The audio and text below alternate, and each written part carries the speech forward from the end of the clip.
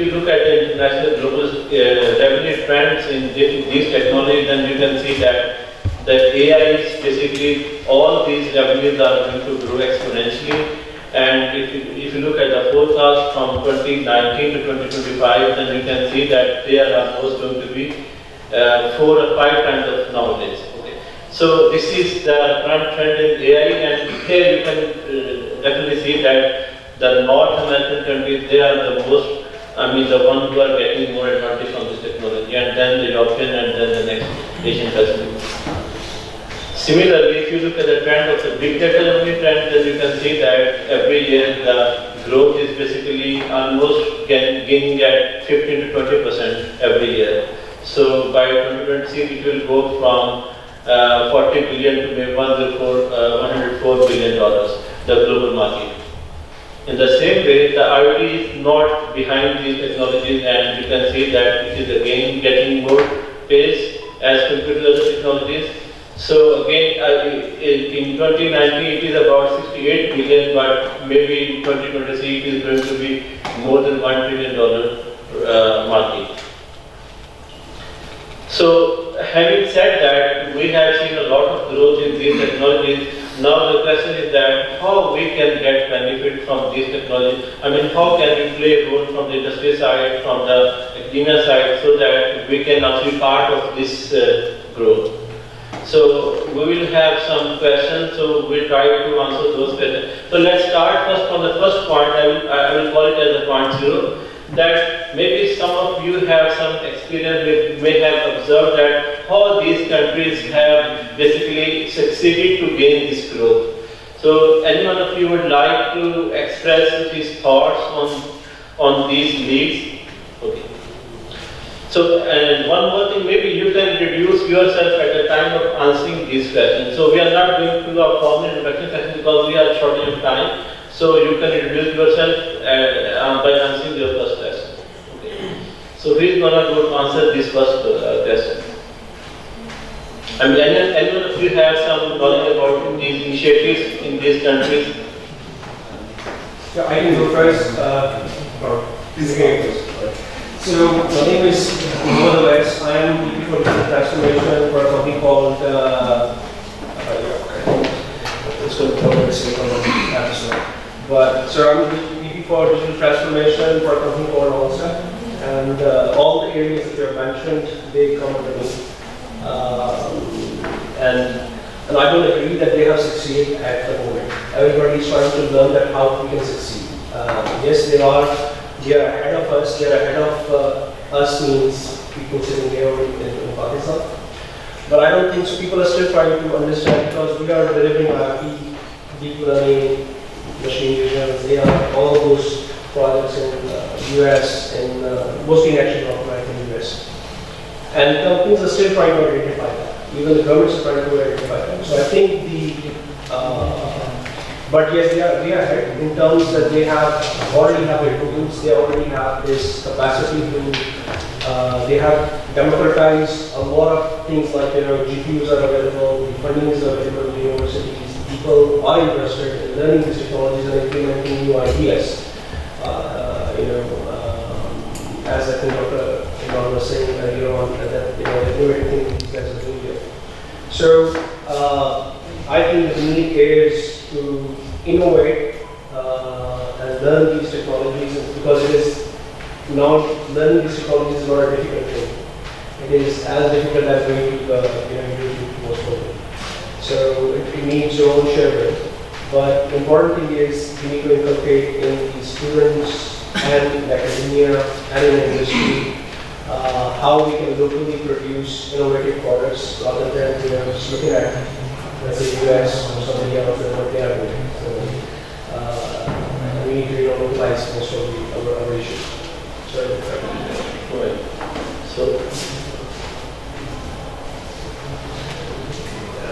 I'm Rajat from Medicine's department in Comsets Lahore. Well, recently I got this opportunity to work with one of the national level committees.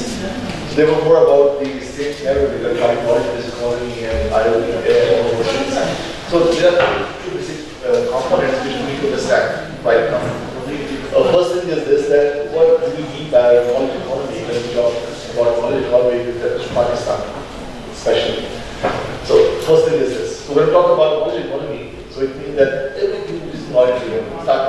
like a simple design of making a pen goes all the way towards the university lectures, which we do in class. Each and every thing is like already in the knowledge economy, which can be translated into some value. Moment number 2. So AI, IoT, and all these things becomes the technology which makes this transformation possible. Now the question comes is that we need to see what's really happening at the local level, and then we have to act accordingly. The problem is this knowledge economy paradigm is very old paradigm. Already India has already moved towards separate economy. So my question will be, with everybody is this, that why are still we following the 20-25 old paradigms?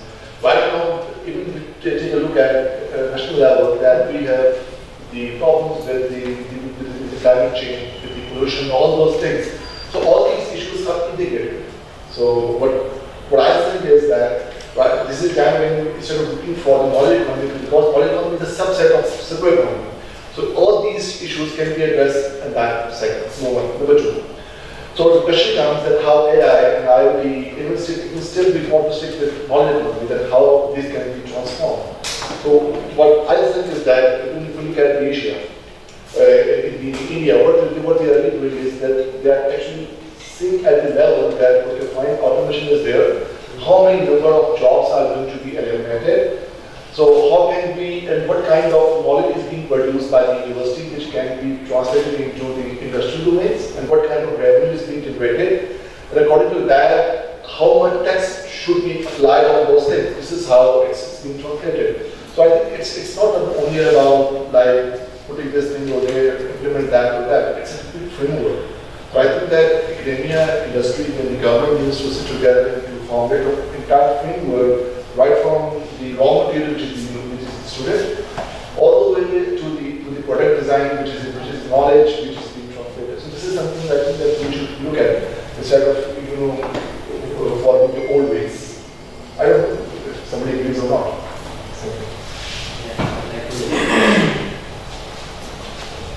My name is Shahid Qayyum. I'm just on the verge of starting my own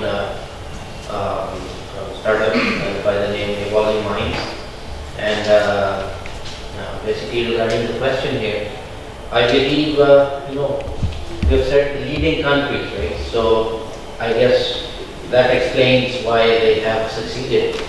They're the leading countries. They have the brain from the whole world moving towards them for so many years, and they have established think tanks, and they are setting the direction for the world today.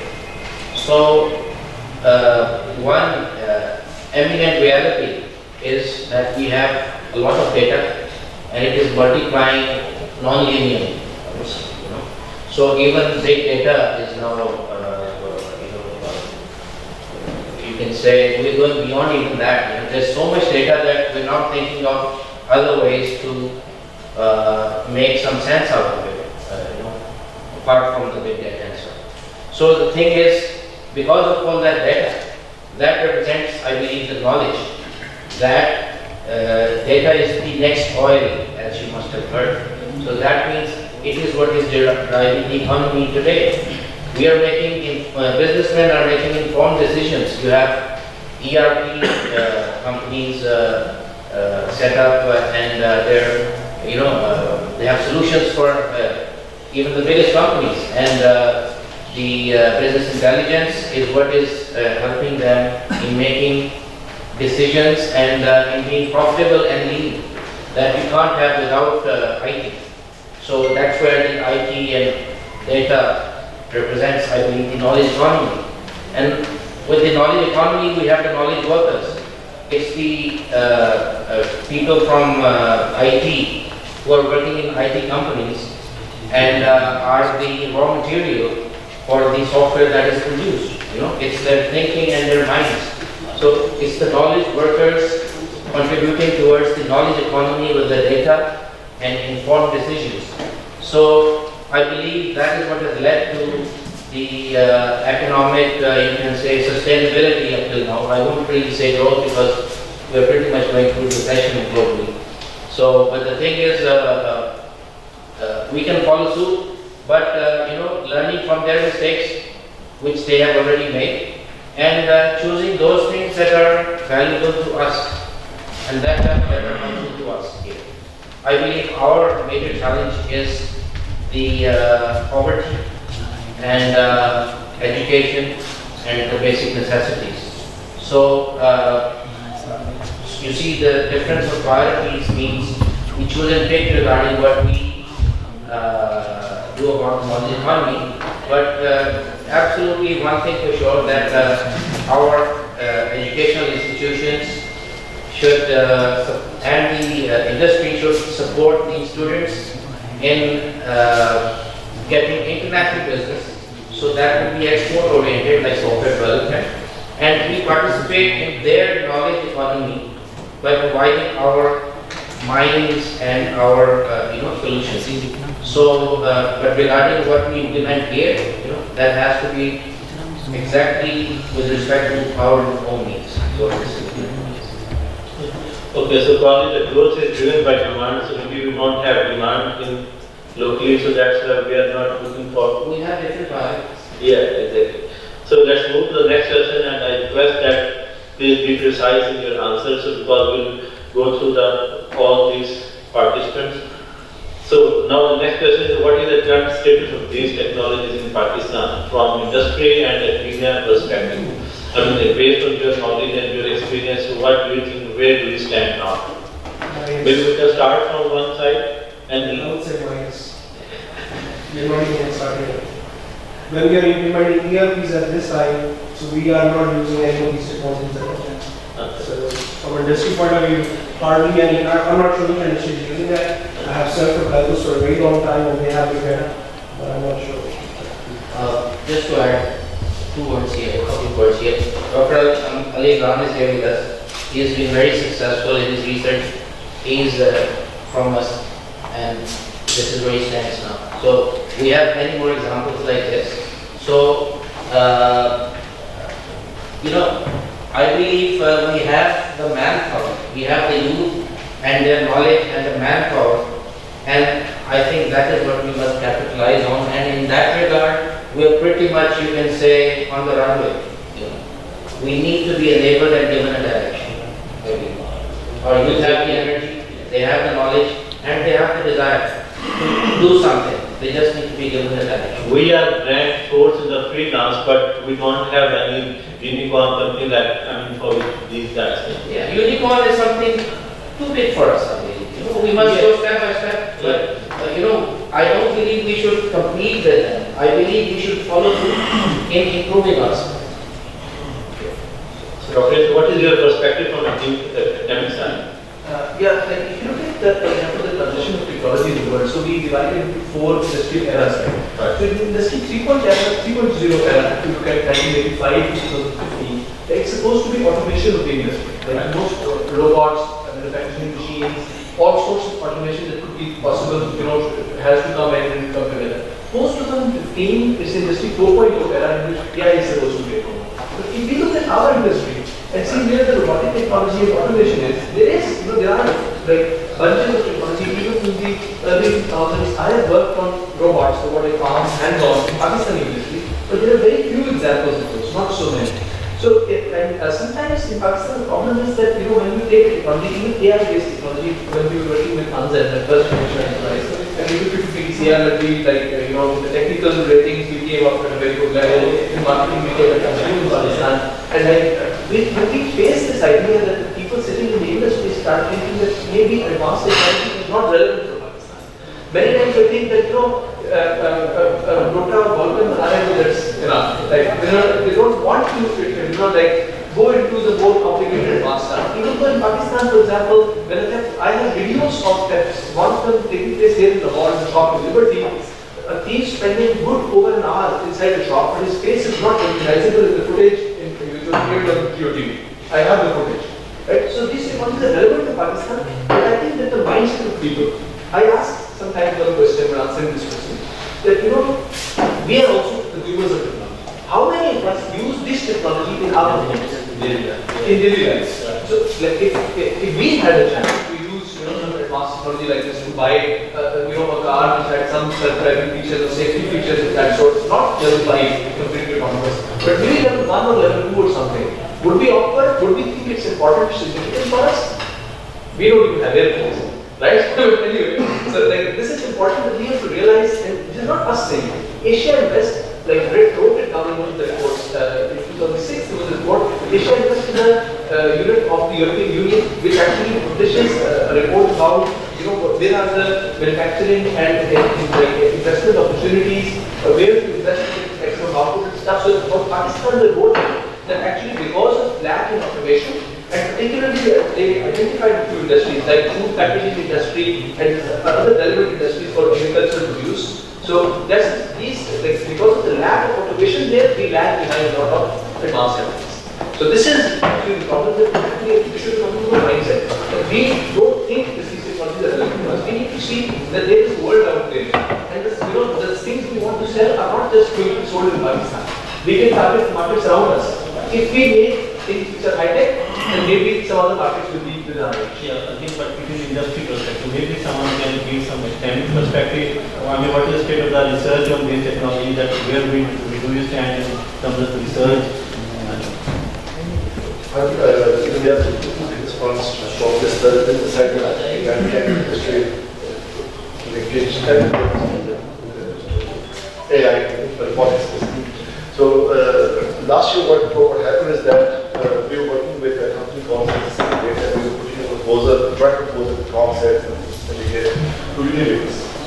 So it's a case also. So they will be for like $12 and cloud basis for the entire operation system, we were in prototype and get the ideas input for them. The first thing which they said us was, okay, the university is at the back end, who's going to build the solution. So the university said, okay, we are interested, the university is going to do it because the response time is slow when it comes to students. So that this is the first issue when the academia is working with students to solve problems for the local industry. So the problem which we face is the red tape and all those procedures which local HEC, UET and those current policies comes in, which becomes the hurdle for one. Number two. Second is the costing factor, that what would be the share for the university and what would be the share for like academia. So from that point of view, according to our constitution, academic institutes cannot sell something. So this is the main problem. So we have to give subscriptions. So that is the model where IP comes in, and still we don't have any unified policies where industry and academic IPs could play. Like thinking will be who has something for this, but with the further general public universities, they are left from that side. So these were the two ends where we had the manpower, we had the solutions, we know how to do things, we would have energetic students, but the problem from this side of the issues. Secondly, which is the problem is that even if we talk about the academic side, we don't have the boss base. So what we have to do is do all things on other people. So this is the second hurdle which from academics. So numerous courses there are no tools with the public sector universities when they need to work on these segments. Third is that we don't have solutions. So when we're talking about these two sectors, so we were not having any already existing solutions. What we said, okay, we will develop for you. That this is the problem that the university is going to university side. So they ask, please you should give us some demonstration. Okay, we'll do it for you. And we come back to the university and we say, okay, allocate some resources, this is the idea. Okay, so we go and get money from HSC. When we go to the HSC, they say, okay, no, tell us that how you sell it. So it's a chicken problem. So that is the dilemma which I think that attention are missing. Dr. Would you like to share your experience? So the question seems to be focused on challenges in Pakistan. So I'm not aware of the state of affairs that the local community would be aware. From my perspective, I think the challenges are pretty much universal, but there might be a time lag. So I can give you a story from my personal experience that back in 2014, when this gold rush was not there, I submitted a proposal proposal to Intel on using AI for wireless network automation. And I received a feedback and said it's too ambitious to be achieved. And back in 2019, the same Intel actually joined NSF and initiated an AI-specific call for wireless networks by spending $20 million to promote that research.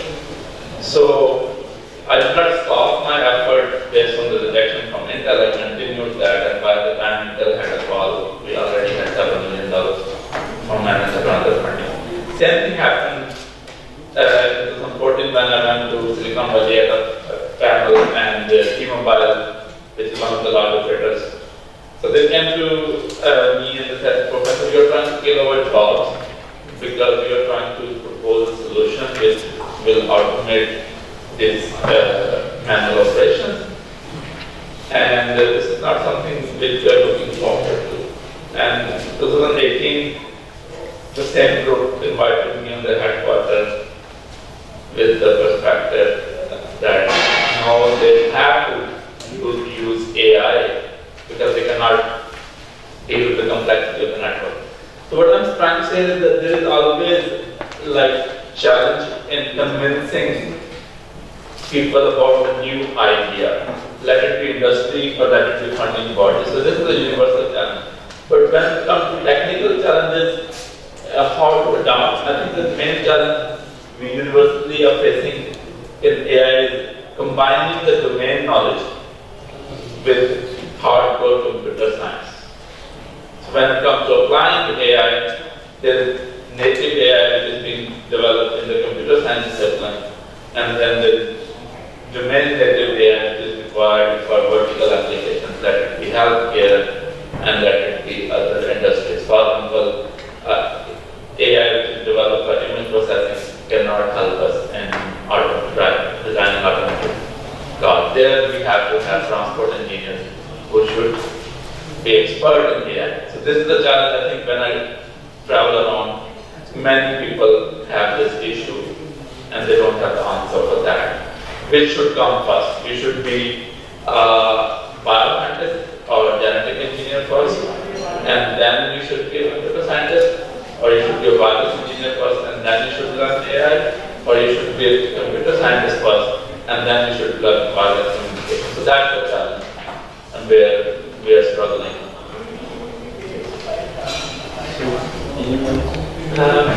My name is Abhinav. I am in public policy, also freelancer, first freelancer in Pakistan, left in Lahore. So it's quite an interesting topic, but I do have some reservations. First of all, what I believe is that academia is to review present proposal for digital Pakistan. We know there has been presidential initiative for artificial intelligence, but that is from the training perspective. Serious awareness in the industry is still lacking. For example, I have lots of ideas within the government which I believe can be highly influential if implemented to improve the services and efficiency within e-governance itself. So I'm sure there is no awareness of those things. Like small example is an IoT solution for water theft. The level of water in the canals throughout the Punjab.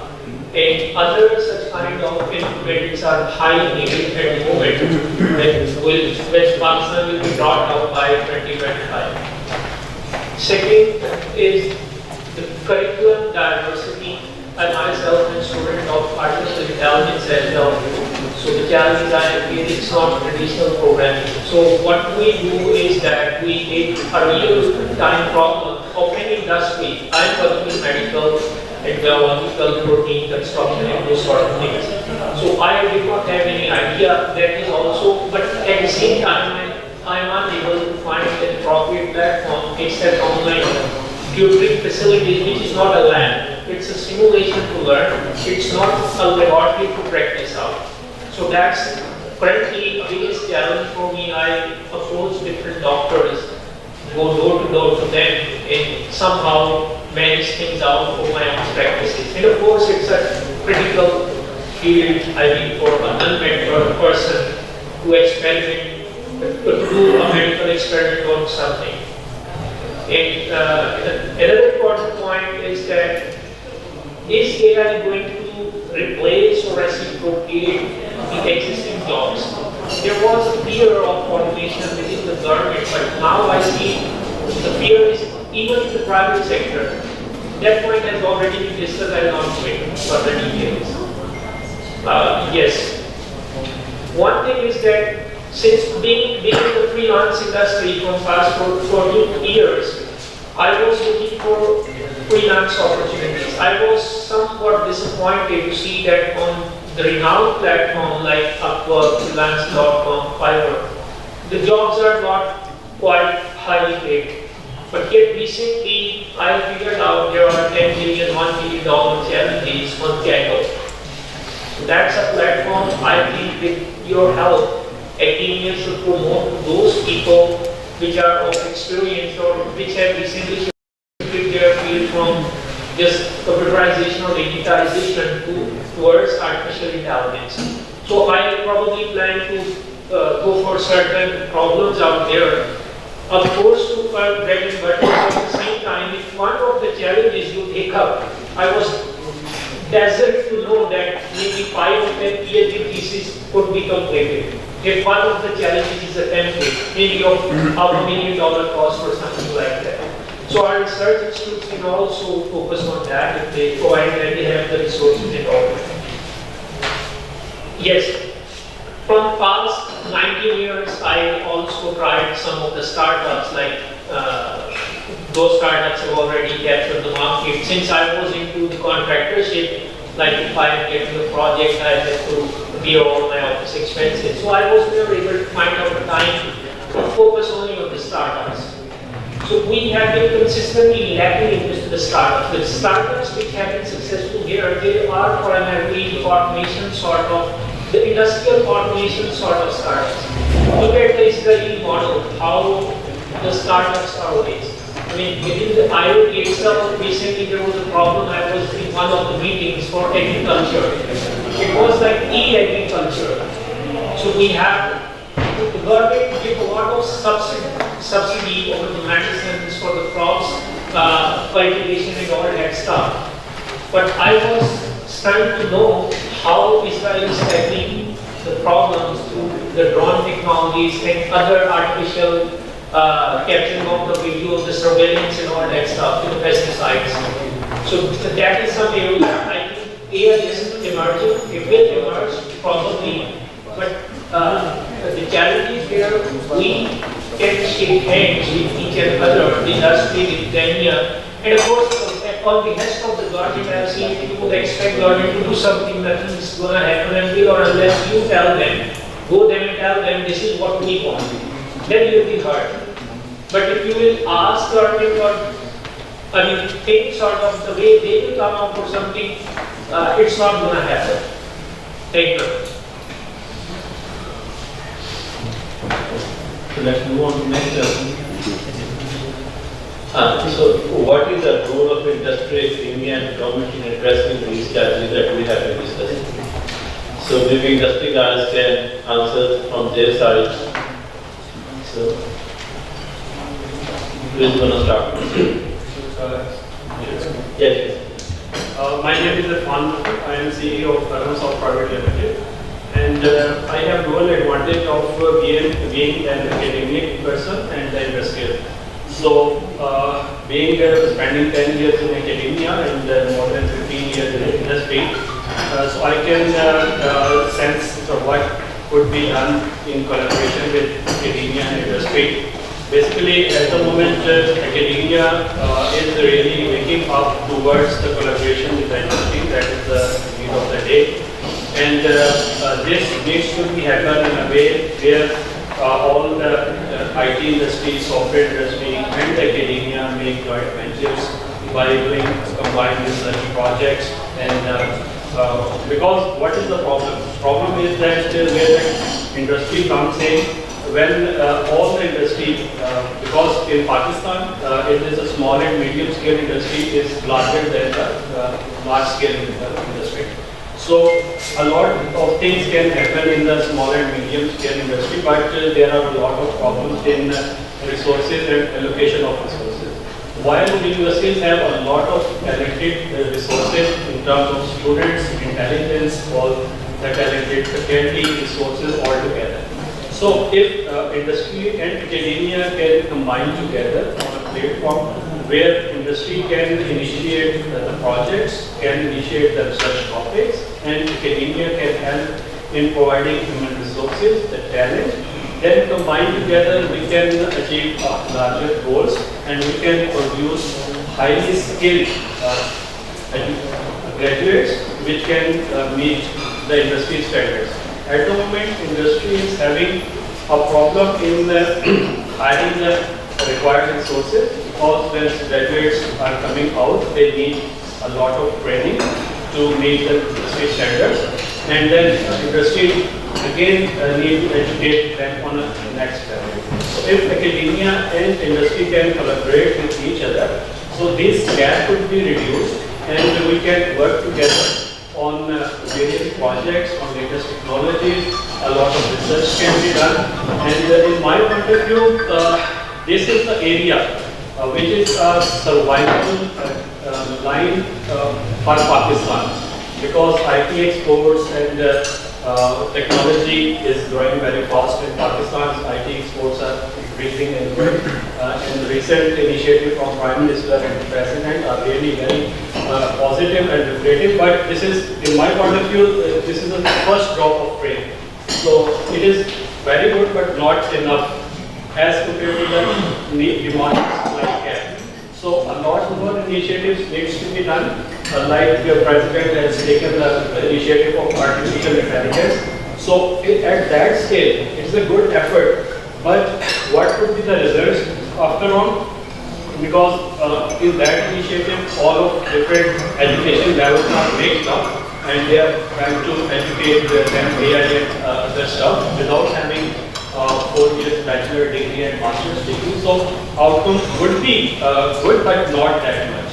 So if industry and academia step together and contact the government for sponsorship and encouragement and regularizing some of the platforms for the research and development, that would be a great help of Pakistan nation. And also for the large community of students who are literally looking towards us, towards government, towards the technology sector, that how we can polish them to meet different industry requirements. So I hope big challenge is to get together academia and industry to address these challenges. Dr. Jadis, what is your say on this? On the academic role, Dr. Jadis? So what is your say on this? I mean, what is the academic role of these technologies for a knowledge-based economy? What is the model at SUSTEC? I mean, all the researchers work at SUSTEC. I don't know about SUSTEC, maybe I would like to talk about China, I'd have to learn. But I have a very successful example in Ireland. I left academia for a while and I worked for the industry. I was working on IBM research for a few years. That was in Ireland. And I think one has to look at that small country to get a good example. Because it's not a leading country, it's in the periphery of Europe. It's a small rock in the ocean, but they have managed actually to turn themselves to the Silicon Valley of Europe. So what you need there is, what I have experienced and I've seen actually developing, is to start with the current policy, you need a strategy, otherwise everything is fragmented. Okay, and it has to come top down, and we need to have a strategy that where we are, where we want to go, and what we need to get there. Okay, so it has to be from the top. And I think it's crucial what our colleague said about linking industry with academia. That's an example. For example, I want to say about Ireland that there were specific government programs, targeted funding that encourage the industry to go to academia, not the other way around. Okay? So the industry to go to academia, and there were very, very structured programs, co-funded PhD programs, masters, students, etc., etc. So there was a whole kind of concerted efforts. Okay, and what struck me was that actually it was encouraging the industry to go back.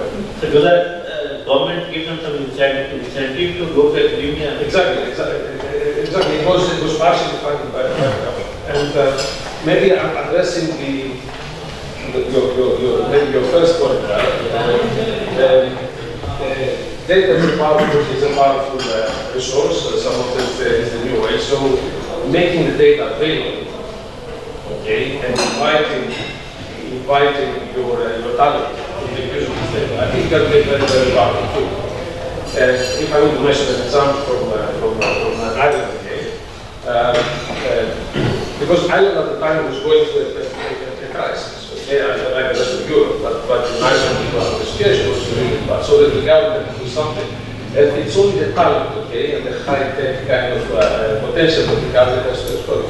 So what they did, the government made all the public data available, or any data they had, okay, they made them available and invited anybody to actually use the data to come up with ideas. And you can look at this project, it was called doubling linked, okay, so it's about linked data, etc. And within like 3-4 years, you had an ecosystem of industry, small, bigger companies that developed around data. So it was a very, very successful example. What was about the privacy of the data? I mean, the people, were they?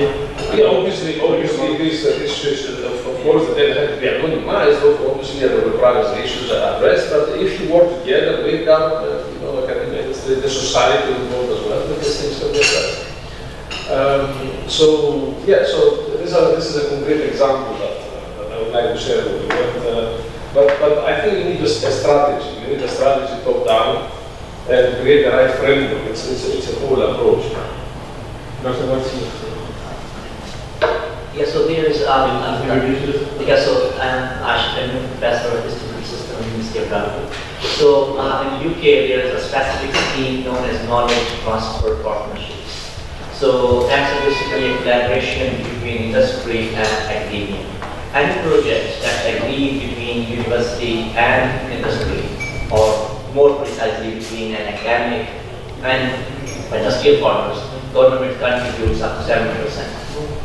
So, and that's the university is the easiest money available. So, there's practically no competition. Almost acceptance rate is 95%. Yeah. So, this is a great incentive for industry basically. Get expertise from academic partners and hire basically 2 or 3 engineers for 3 years duration, and the government is basically contributing 70%. This one stops there. The company that's spent 30% money can claim back actually tax credits. So in a way, government is incentivizing basically industry to build partnership with the universities, practically free of cost. Now, how many think what they want is there should be a practical plan. So it means that the project that they are proposing would work, would lead to basically a program, and there is a sustainability plan. So actually, right now, in the next 1 month, they will be spending. There is what we call as 200 projects. So for example, I have almost 16, 17 different industrial collaborations, almost $3 million, sorry, £3 million actually, to these kind of small projects. £500,000, £600,000, £800,000, because it's more than 95% or 90% is acceptance rate. If you don't do something very major mistake, or it's basically concept is flawed, otherwise, so that kind of mechanism actually need to be kind of supported here as well actually. So we need to give tax credits to companies. Unless and until there is money involved, we will not be able to encourage companies to basically work with people. And to some extent they are competing actually. So for example, similar work is going on in a company and similar work is going on in a university. So to some extent they are competing actually. So instead of competing, they need to collaborate. And the collaborate is that by the Google role IPL. So for example, when there are projects, I mean, this is kind of a missing factor. So I saw that, by the way, there is a mistrust between academic partners and industry because they could not agree on an IP basically. So, by the way, when the project is concluded, and that is where is my project, the company would say, "No, this is my project," and that will lead to a major kind of friction afterward. So, yeah, so that's one thing basically. Both, both at IP level as well as funding level, we need to basically incentivize the industry. So another thing is that there came a comment on the quality. So if I ask basically an industry to host basically 20 interns, they will not be doing it. Now in UK there is another scheme as well where government is asking basically 2% of all profits that the company does that go to central pool. And through that basically the companies are forced to offer internships to universities. So right from year 2 basically when the graduate is entering year 2, they will be spending basically a year, 3 months, 6 months. So now if, we don't provide opportunities to our undergrad and master students to basically work in industry on small projects, we should not be expecting them to produce quality software when they start basically a full-time job actually. So quality starts quite early on in the life cycle actually. And this is kind of missing actually. So now even a student has finished master, but they cannot basically produce basic software actually, because we did not provide an opportunities to basically work on commercial grade software. So, so that was basically kind of my take kind of on how things are moving. Obviously, I have no other points to discuss, but I will stop here. So we have one question. Yeah, thank you. So, Yes, please. I think I would just say a very brief point that I think we, as academicians, we need to promote. We as an academician, we need to promote entrepreneurship culture in our universities. I know that industry academia alliance is very, very important, and they have to work together. And there are so many, issues which we have talked about. But our graduates needs to fill the gap, and for that, it is very important that they should try to create jobs. Themselves. They should try to identify problems and how to approach them. So they should have this kind of skills. I think that is lacking at the moment in academia. We are enforcing our students to get education and get a degree, but at the same time, we need to inculcate that entrepreneurship culture in Canada. Thank you. So, just a follow-up point to that. My name is Karim. I manage the incubation program at National Incubation Center at LUMS. So, in our last cohort, we incubate startups every 6 months. In our last cohort, we had around 300 applications. Only one faculty member from all universities in Punjab applied. Out of 300, only one faculty member. We talk about final year projects. I have heard, please correct me if this is not true, in UETs, these 4 or 5 UETs, I think we have around 800 or 900 final year projects. So I just did a quick count before coming today. So we had around 12 applicants from UET for incubation. I thought it is probably us. So we had a similar incubators roundtable last week, and we had around 21 incubators, and almost every one of them we agreed that no incubator is getting any application from faculty or final year projects leading to startups. So what is the problem? The problem that I see is that we at NICC is we are not incentivizing faculty enough to commercialize their research. We have got, so you were mentioning a few grants and funds, so we have got a few of them here as well. Let's say we have got technology development fund in which industry contributes as well. We have got a fund from Ignite. I went to University of Agriculture, Faisalabad. There were 35 PDF projects going on at the same time. 35, that is some significant number. a few months ago, or I guess a couple of years ago, I discussed it with Dr. Wakar as well. HEC, so I'm now focusing on the solution rather than just focusing on the problem. So HEC had made this announcement publicly that whichever project is successfully commercialized by faculty, the faculty member will get 5 impact journal points. It is still on the HEC website, and just to set the context, please correct me again. I guess to go from assistant to associate professor, you probably need 12 impact journal points or so. So that was a big announcement on HEC's behalf. Unfortunately, that has not been followed up. That is still on their website, and I think these are small things. Probably just this small thing can incentivize a lot of faculty members to commercialize their research and start their own companies on top of whatever they're doing. And then my last point is Ignite is now funding final year projects as well. Last year they have funded 400 final year projects. Our expectation from academia is if these 400 projects can be encouraged to go on to start their own companies, we can get some success stories out of that as well. The government, lastly, if we have any government representation here, other than of course me, a small request will be maybe we can relax PEPRA rules, or I know we have got a specifications already done for PEPRA, but if we can accommodate these small companies, these small startups, especially if they are coming from academia, in procurement and all, that will be big favor for this ecosystem.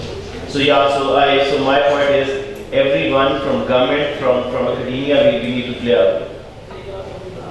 So I have a related comment. So I have already my presentation from the company basically face their ideas. So I was thinking one thing. Did you see a Chinese company or an American company trying to sell their product to you without selling this in their own country? That is the problem that we're seeing here. So for example, if someone from a fan industry in Gujarat, they try to sell fans to USA without selling the fan here, would people believe or trust that? Or someone basically from motorcycles, for example, we are exporting motorcycles now here. So if you try to export motorcycles without trying to sell here, so I guess we will not have a success story.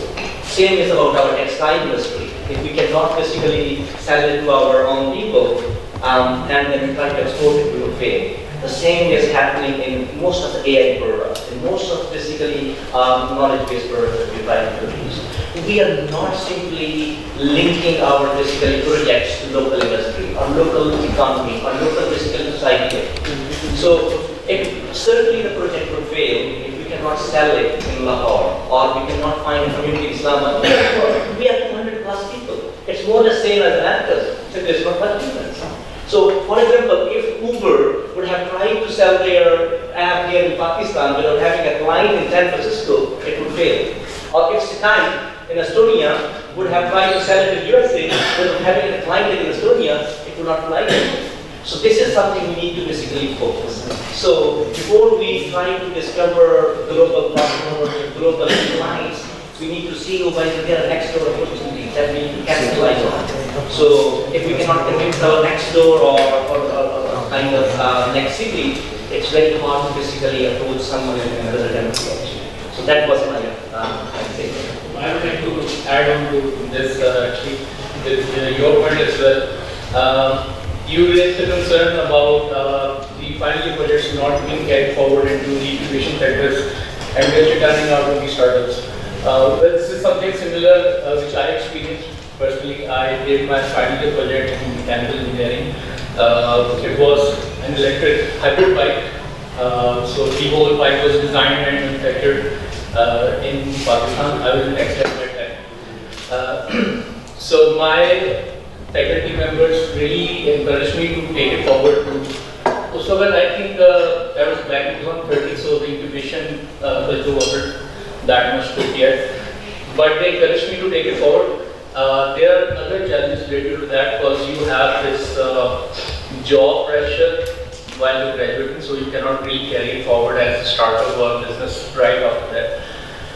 It took me another 2 years to gather the courage and make my mind to take it forward as seriously as a business or a startup.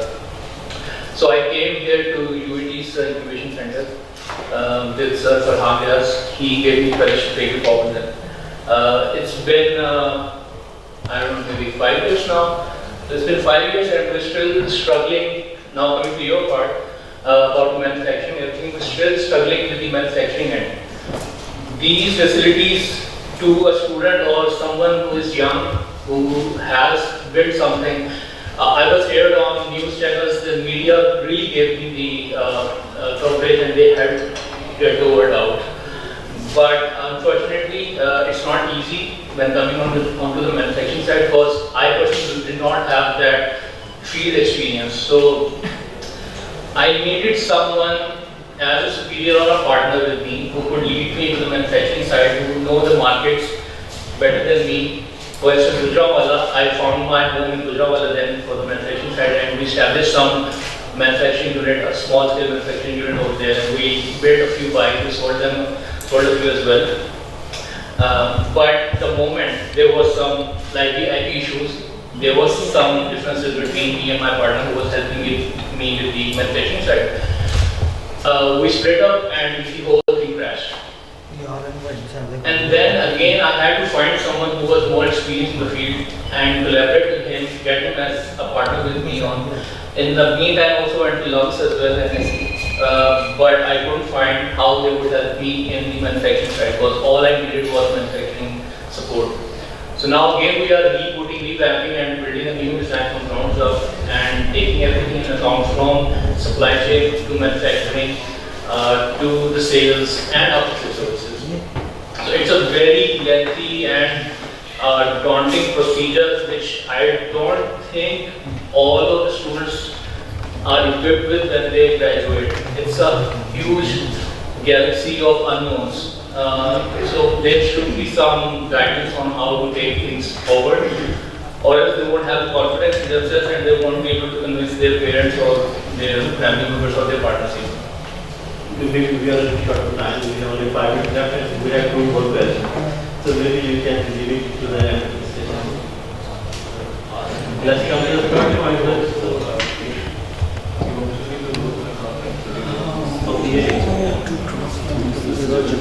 So the next point, how can we transform our research activities into a knowledge economy? For example, government has set up 4 national centers which are AI, IoT, robotics, big data and so on.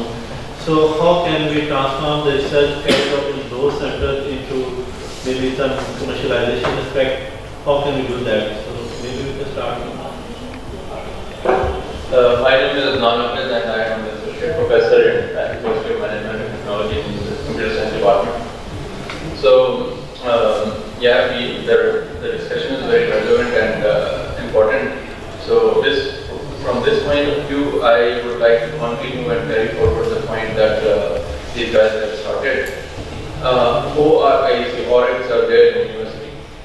So, the idea is that there are potential projects which are being carried out in several different research institutes.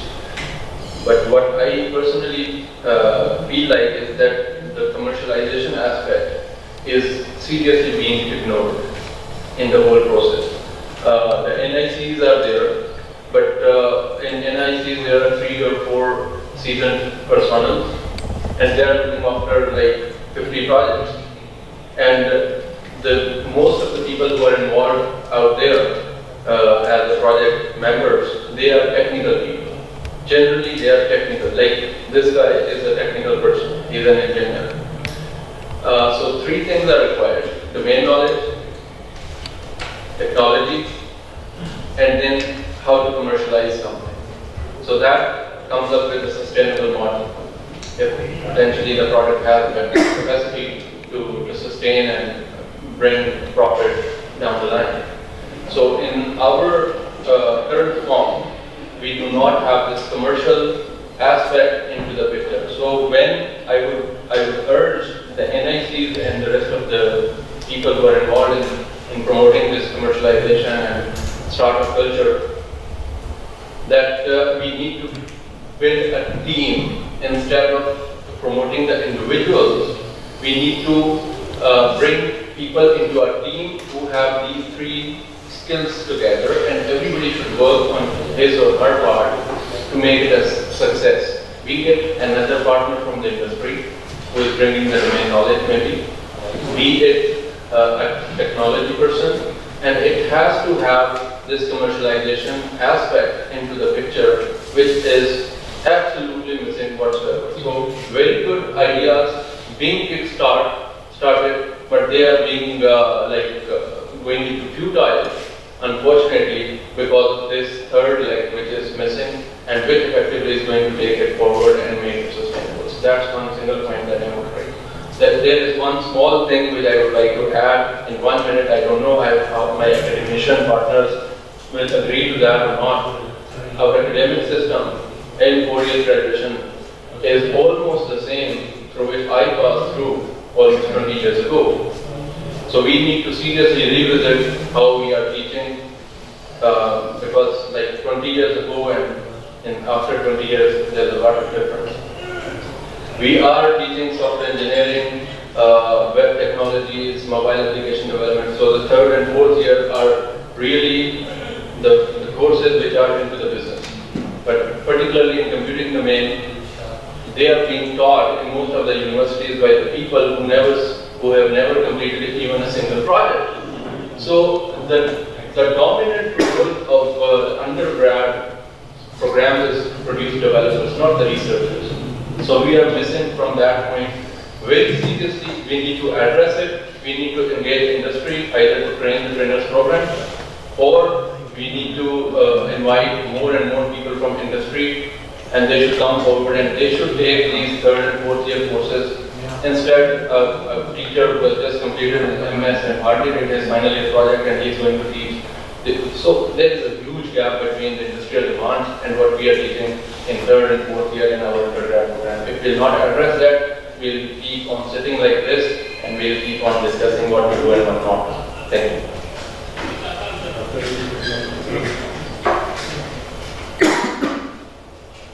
I think this question is, the way I see it's quite broad, because from NSF point of view, there is a lot of research in which they don't look for application. So if you're talking about, yes, fundamental research.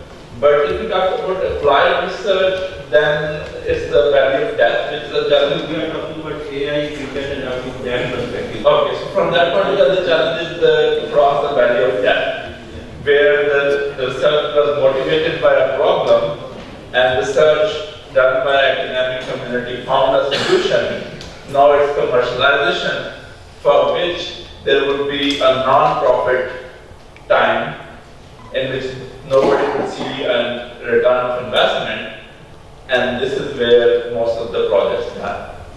So for that, in US, for example, NSF has SPTR and SPTR programs, which are the next level after the applied research. So you should have already a funded project and successful outcome, and then you can apply for that 2-phase grant to commercialize it. Because before that, no VC will touch it. So between the applied research outcome and the VC funding, there is value of depth. And for that, there has to be strategic funding. So that would be the way to solve this problem. Assalamualaikum. This is shorturl.at, and I'm also from industry and also from IEEE Lahore section. And I think we all are Pakistanis here. Any foreigners here? Yes. There is one. Okay. All right. Then I should better speak in English. Okay. That's good. That's good. I welcome them to Pakistan and secondly to Lahore. The important thing over here is that in our country, I think we should make a forum and go to government and also go to government of China and have some kind of IP protection agreement implemented within Pakistan and also within China. Because most of the ideas or research things people steal from here and they can go to China and get it manufactured really at a very cost-effective prices as compared to us. And it is very difficult to change that. It may change with coming time because the labor is becoming more expensive in China day by day as compared to Pakistan. The second issue is that that forum should also address with the government of Pakistan so that the custom and import duties of the components of various things are either reduced or should be abolished, and they should be, if they want to take any taxes, those taxes should be applied to the finished products. To give you an example, we use micro semi-conductor FPGAs, and for that, in order to get its software to design a CAD package, we have to pay about around 40% duties on it in order to train investors. I mean, just imagine that it was not a large amount, but it was very disheartening. And it was, so the government of Pakistan should realize it, and we should have also IP protection laws which are in Pakistan, and those should also be enforced. One of the things which has made USA or maybe Europe, I don't know much about Europe, I know something about USA, I have lived there for 9 years, worked there and did some business in high-tech industries. There is the IP protection laws. So it is very important for our software engineering companies and software engineers. Once we are able to implement IP protection laws with Pakistan, and maybe we should talk to Chinese government also, then I think the industry will automatically become very strong. And our research will certainly transform into knowledge-based economy. So thank you very much for your patience in listening to this. I think since we are closing reaching towards the close, so those who have joined us and have not been able to give any comment, please introduce themselves and then have their 1 or 2 sentences. At least we can know them since they took the time to cover it. We really appreciate the industry, especially who came all the way down here to help us out in this. We really appreciate. So those who have not really spoken so far, so can you introduce yourself and give us your insight? Very good. Maybe we'll start from there. My name is Rajesh and I'm from Lahore. And I must answer this question. Research into knowledge economy. This is only possible if research would be advised by the industry sector. Because people are researching in some sectors, but they are not, in the right directions. So there are lots of things where we need to address, where we need to research on those sectors. So if we can collaborate, like industry and academia, then of course, we can sell the research. We can use it. We can implement that research into something functional, and it becomes an economy. Thank you very much.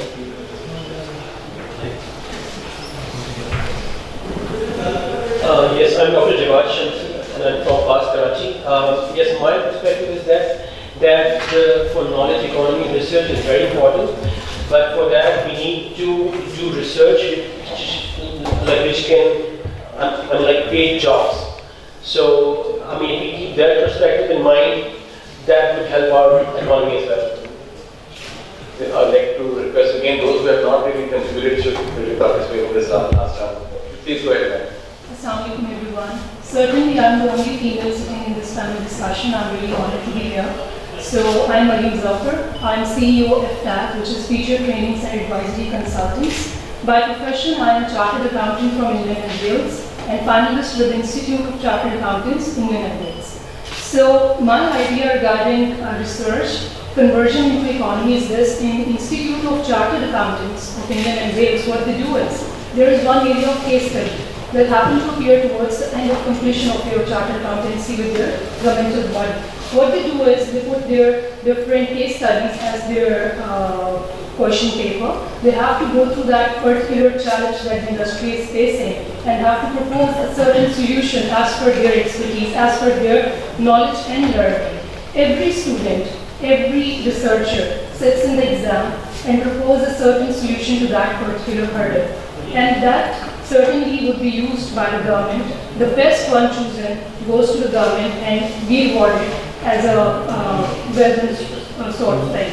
So my company is one in Pakistan that has introduced certain training programs, not only for men-led businesses but also for women-led businesses. We are supporting women in the economy. We are helping them in their niche markets, not only in product-based but also into services. We are trying on our own. We are trying to make it self-sustainable. And Alhamdulillah, I feel very proud that Aftab is one of the co-founders and Abdullah is also sitting here, who is the executive head of the IT department. Thank you. Bismillahirrahmanirrahim. I am Tilmi Bukhari from University of South Asia. Talking about the current session, I would like to suggest that for at least for 1 year, the academia should focus on the job-oriented final year projects. So for this purpose, one can collaborate with the industry and solve their problem in order to done the final year projects. In this way, the academia and industry can collaborate and solve the real-time problems instead of making projects for the sake of projects and for the sake of degrees. Thank you. My name is Professor. I am the Chief Operating Officer in Net2 Telecommunication, Pakistan. And today's topic was very good. The main challenge, to overcome the main challenges in this industry, the main role should be from government side. Government should incentivize, as my colleague said. I'm totally agree with it. If the government should incentivize all the industry fellows, then this industry will definitely grow. That's it. Thank you.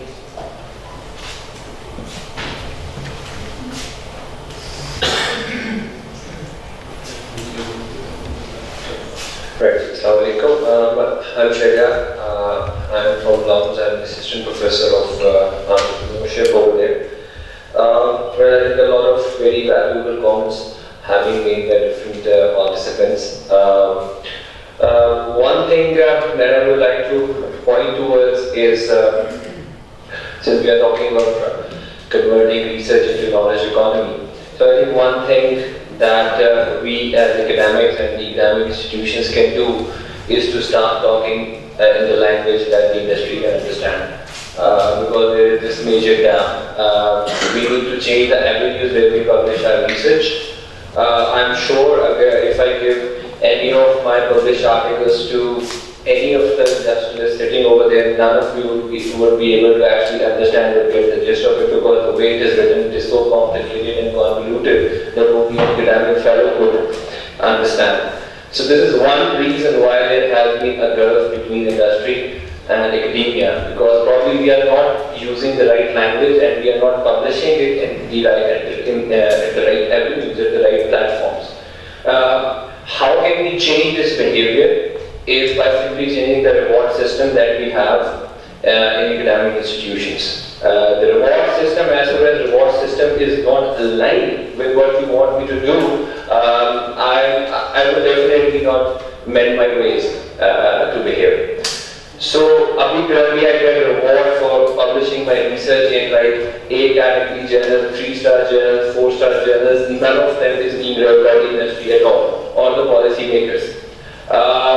And why I do so? Because this is what I am rewarded for at the end of the day. So we need to change the reward system. Seriously, we need to go and revisit the reward system as the university. And similarly, when I look at these incubation centers, including NICs, there is this one problem that I have with their current model. Even they are not talking the local language. The moment I enter in an incubation center, the first thing I hear about, the first word actually I hear is unicorn. And the kind of currency that they use, all these incubation centers, they only talk in terms of billions of dollars, and this is where I think the first disconnect takes place. If we are not willing to talk in terms of our local currency, and all the ideas that we draw are from the Silicon Valley or from the Israeli economy, then probably, we are never going to ever bridge the gap that we have actually developed. So, indigenous language, indigenous problems, not the problems being faced or not the trends being followed in the Silicon Valley, because Silicon Valley comes with a lot of other things that we don't have currently. So these are some of the things that we need to change and bring that localized element to this whole narrative that we have built around us as an academic institution as well as the incubation centers. Thank you. We use the word mark for in NAC. Sorry? We use the word mark for in NAC. Alright. Mark for it. Kareem is our unique camel. My name is Amjad Hussain, and as we time to start, so I will say that academia is already doing what it should, producing graduates, and what we can do is produce even better graduates, and that's it. Dr. Ijaz, Chief Strategic Officer on STEC and non-STEC. I would like to say that for the last 15 years, our export is around $20 billion. And from Pakistan. And major share is again for the last 15 years at textile, around 60%. What we are producing, are we using technology with respect to that? And what is the demand outside this world? Our major economy is based upon agriculture sector, and what is the share of agriculture in our export? 80% of our fresh fruits and vegetables are being wasted, especially fresh fruits in northern India. We, so far in the last 15 years, I am examining that, we could not produce any single mechanism to save that. No cold storage in northern area, no irrigation process, only one center in Pakistan, irrigation in Lahore. We should have at least that center in Skardu or Gilgit, and we can export fresh fruits from that area to Central Asian countries. In Central Asian countries, only the demand is $30 billion of fresh fruits organic, which we have. And so far our share is almost zero. There is no value addition at all. Like we are exporting Are we exporting pulp? Why we are exporting fresh grain? We should export pulp. So if we are talking about research in that respect, first we should know what is our economy. Our economy is based upon which products, which sectors, and then in those sectors how we can contribute, first of all. Then what is the demand outside the world and how we can fill that demand. That's what required this. Thank you. If I can just add something to it. My name is Ahmed Zahid, and I graduated from TAMS in 2014, and Shahriar knows me, and he has been my professor. Currently, what I'm doing is I'm running my own marketing agency, and we're into digital marketing and all that scenario. So it was a great talk. Everyone contributed very some enlightening points for me.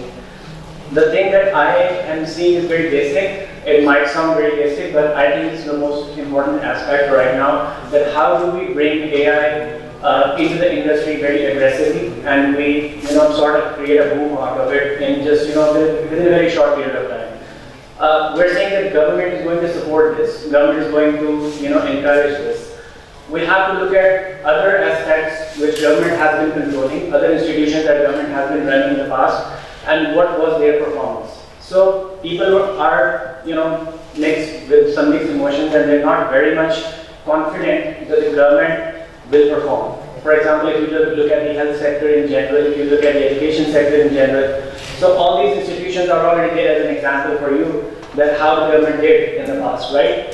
So now you're telling that the government will implement AI and it will come with something new and revolutionary. Again, you will have skeptics. You will have people questioning you that whether the government is serious about it or not. And then we're talking about incentivizing it. We're talking about giving some sort of incentives. The government will have to give some sort of evidence for that. You will have to actually give those incentives and then market it that okay, we are actually doing this thing. We're not just boardroom mein baithe bas baatein nahi kar rahe. We need to do something about it. So that's a gap of trust between the students. My fellow here, he said, yeah, I created an idea, I made a bike, but nobody bothered about it. So he has a trust deficit. We need to cover that trust deficit first, and then everyone will be ready to implement that in the industry. And it's not just the academia part, it's the industry part as well. The industrialists, they don't trust the government right now as well. They are also skeptical. So they're right now on the tax sort of debt, and even though tax retention per year, the whole is not covered. So when you take the ideas to them, academics, they will say, so what do you require for them to develop a proper AI solution? You need data. They won't give you the data. They would hide the data from you. How would you then give them the proper solution? So that's a challenge that we need to understand. There's a trust deficit that we need to cover first, and then we can do something about it. And about, I'm sorry, I forgot your name. Abdul Basit Saab. I'm really so sorry. It's unfortunate what happened to you, and it's happening to a lot of people out there. Even I'm figuring out a lot of things myself. What academia should be doing is they should be creating platforms where a guy from NUS and a guy from UET and a guy from NUS and any other university, they should be coming together and working on a business solution. And if he couldn't market his product, maybe a guy from an MBA class could have come and helped him out and helped him in marketing the product. Not in marketing, but